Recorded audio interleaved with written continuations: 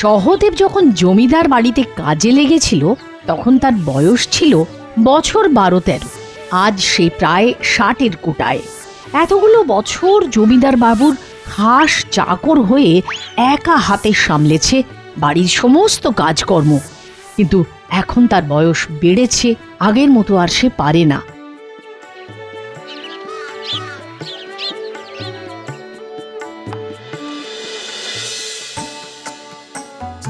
পরশুদিন আমার চলে যাওয়ার কথা ভুলে গেলেন নাকি? বয়স হচ্ছে, এবার এবার একটু বাড়িতে গিয়ে বিশ্রাম নেব। আসলে পরশু আবার আমার কয়েকজন আত্মীয় আসবে, ওই না থাকলে কি করে সামলাবো ভেবে পাচ্ছি না। বুঝেছি, আবার নতুন বাহানা। আচ্ছা ঠিক আছে ঠিক আছে, আপনার অতিথিরা বিদায় নিলেই না হয়ে যাব। বেশ বেশ।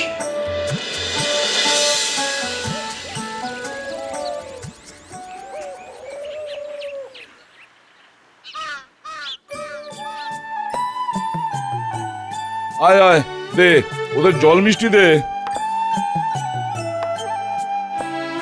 বুঝলে বীরেন, এ হলো সহদেব, আমার খাস লোক। তোমাদের যখন যা দরকার হবে ওকে বললেই হবে। তাই নাকি? আমি বরং আপনাদের দুপুরের পেট পুজোর ব্যবস্থা করি গিয়ে। যা যা, তুই বরং ওদিকটা গিয়ে সামলা। আশেপাশে তো আর কোনো কিছুই দেখার নেই এখানে।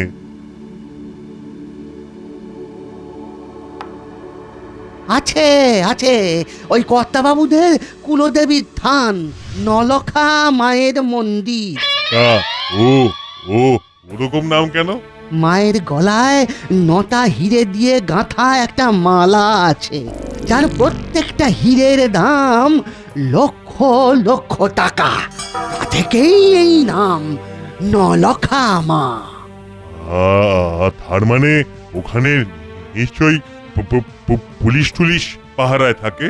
না না না না, পুজো হয়ে গেলে পুরোহিত মশাই দরজায় তালা দিয়ে বাড়ি চলে যান।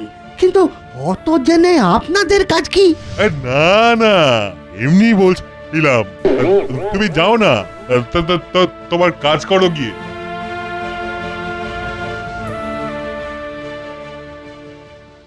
সেদিন রাতে খাবার সময় বীরেনরা নলাখা দেবীর মন্দির দেখতে যাওয়ার কথা বলল রমাকান্তকে।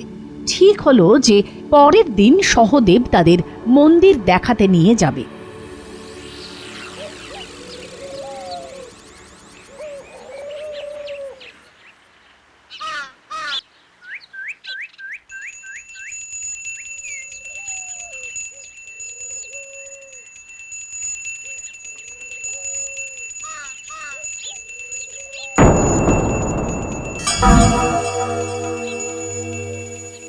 ও মা গো, কি বড় বড় হিরে! এই হারখানা যদি সরানো যায় না, তো একেবারে সারা জীবনের মতো শান্তি একেবারে পাকা। যা বলেছ।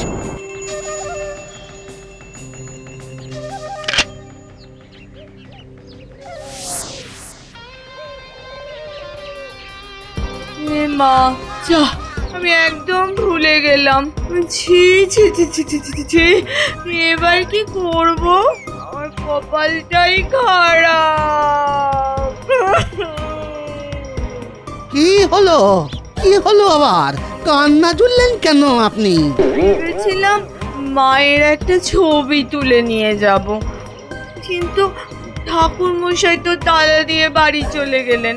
এখন আমি কি করব? ও, এই ব্যাপার।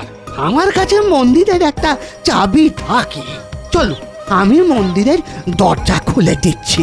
কেমন খবরটা বের করে ফেললাম।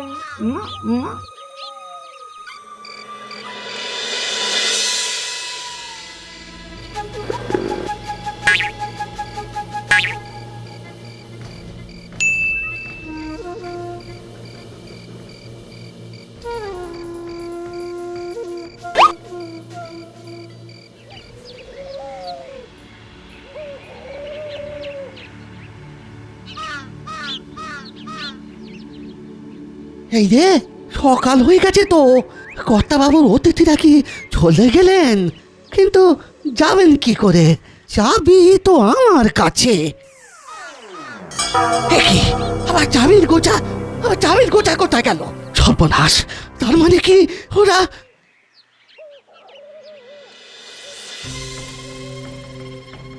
ঝাড়তেরি কি, জলদি জলদি খোলো। একবার ওই চাকরটার ঘুম ভেঙে গেলে না। এই তো খুলে গেছে। শোনো, আমি ভিতরে গিয়ে হাটটা খুলে আনছি, বাইরে চারিদিকে একটু নজর রেখো। হ্যাঁ হ্যাঁ, ঠিক আছে, তুমি আগে যাও তো।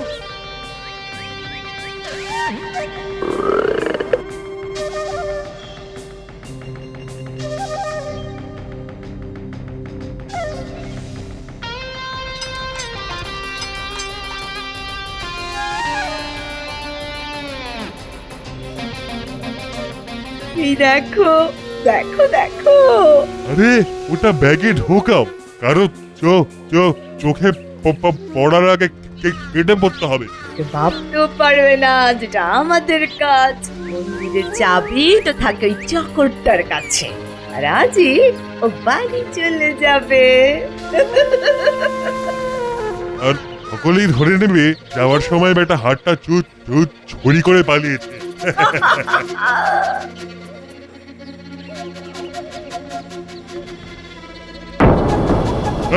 এই কি কি তুমি এখানে কি করছো? কোমরে বাঁধা চাবির গোছাটা চুরি করে এনে মায়ের হার চুরি করার মতলব করেছেন আপনারা। কি বাজে কথা বলছো বলো তো? আমরা তো মায়ের দর্শন করতে এসেছি, তাই না গো? ব্যাগের কোণ থেকে মায়ের হাতটাও দর্শন দিচ্ছে। ইস, সদেব, শোনো না, তোমাকেও একটা হিরে দিয়ে যাবো আমরা, কেমন? খুশি তো? এবারে আমাদের যেতে দাও, হ্যাঁ প্লিজ যেতে দাও। আজীবন বাড়ির মালিকের নুন খেয়েছি, আর শেষ দিনে তার দাম চুকিয়ে তবে যাব।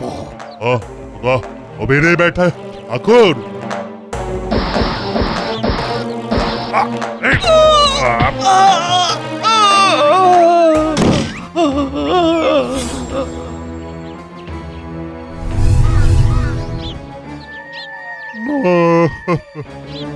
নয়না, নয়না, আর বোধ হয় হিরে বেচা হলো না গো। আহারে কি কষ্ট!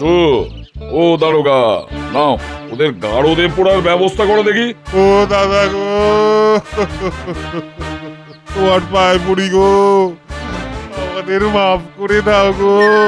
আমার বাসায় তো কদিন দিব্যি খাতির যত্ন পেলে, এবার একটু দারোগা বাবুকেও আপ্যায়ন করার সুযোগ দাও।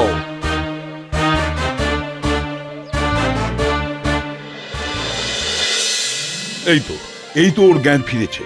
কেমন বোধ করছিস সহদেব? এখন ঠিক আছি আমি।